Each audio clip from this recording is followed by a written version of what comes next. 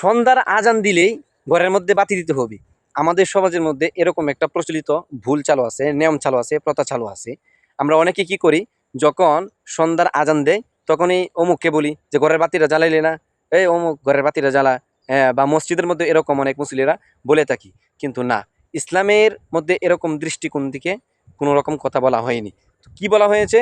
বলা হয়েছে যে যখন সন্ধ্যার আজান দেওয়া হয় তখন তোমরা দরজার যে কপাট, কেওয়াট, এটা তোমরা বন্ধ করে দাও। আর ছোট যে শিশুরা আছে তোমরা এই শিশুগুলোকে ঘরের মধ্যে আবদ্ধ করে রাখো। আর যদি তোমাদের কোনো পাত্র ঢাকনা ছাড়া থাকে তাহলে তোমরা এই ঢাকনা দিয়ে এই পাত্রগুলোকে তোমরা ঢেকে রাখো। এরকম ইত্যাদি কথা বলা হয়েছে।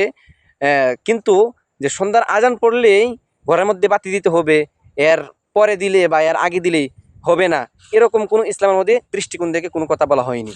তো দিতে পারেন সন্ধ্যার আজান পড়লে, এমনিতেই যেহেতু অন্ধকার হয়ে যায় এই জন্য আপনারা সন্ধ্যার আজান পড়লে বা ঘরের মধ্যে বাতি দিতে পারেন। কিন্তু যে সন্ধ্যার আজান পড়লেই ঘরের মধ্যে বাতি দিতে হবে, এর আগে দিলে বা এর পরে দিলে হবে না, এরকম কোনো কথা ইসলামের মধ্যে বলা নাই।